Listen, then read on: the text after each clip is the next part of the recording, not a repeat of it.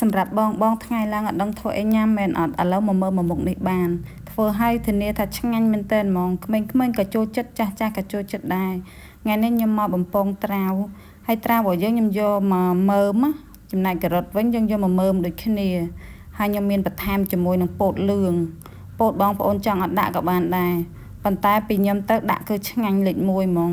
ខ្ញុំអត់បន្ថែមសាច់ជ្រូកអីទេខ្ញុំឃើញគេធ្វើរបៀបមានសាច់ជ្រូកប៉ុន្តែខ្ញុំធ្វើនេះអត់មានទេប៉ុន្តែរសជាតិវិញសាច់ជ្រូកអត់ដូរហ្មងអញ្ចឹង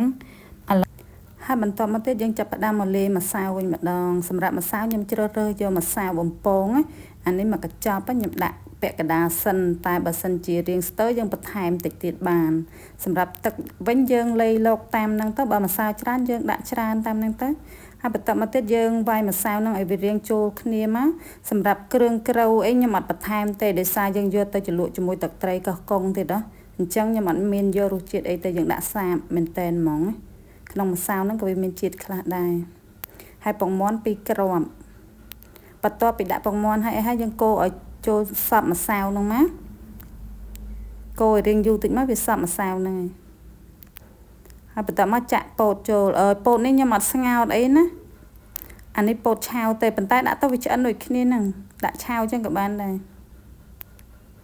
ហើយយើងលាយឲ្យសព្វមកហើយថ្ងៃនេះខ្ញុំអត់បានទិញស្រោមដៃអញ្ចឹងដៃហ្មងទៅប៉ុន្តែលាងស្អាតហើយបន្តមកទៀតយើងច្បល់ឲ្យចូលគ្នាមកឥឡូវយើងមកចាប់ផ្ដើមដាក់ចៀនវិញម្ដងសម្រាប់ខ្លាញ់ខ្ញុំដាក់ឲ្យរាងក្តៅហើយបានយើងបន្ថយតាមក្រោយហើយមួយមុខនេះបងប្អូនចង់ធ្វើជាមូក៏បានជាអីក៏បានណាស្រេចតែយើងស្រឡាញ់អីធ្វើនឹងទៅចំពោះការចៀនវាខ្ញុំធ្វើមូខ្លះធ្វើអាវែងនឹងខ្លះលុញរបៀបមូលខ្លះចឹងអញ្ចឹងយើងស្រេចចិត្តយើងឲ្យចង់ធ្វើមិនក៏បានដែរឆ្ងាញ់ដូចគ្នានឹងហើយយើងចៀនឲ្យអស់មកនិយាយទៅមួយមុខនេះធ្វើញ៉ាំលេងគឺត្រូវមែនតើហ្មងបើមួយបាយអីអត់ត្រូវទេបើញ៉ាំលេង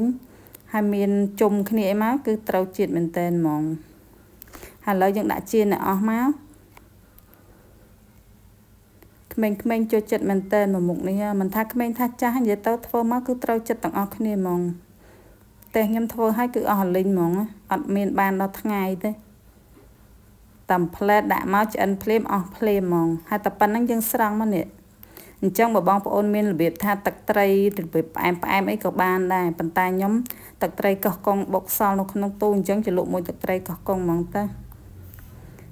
ក្រៀមប៉ុណ្ណឹងមកគឺឆ្ងាញ់មែនតើហ្មងស្រួយល្អហើយមួយមុខនេះយើងញ៉ាំពេលក្តៅ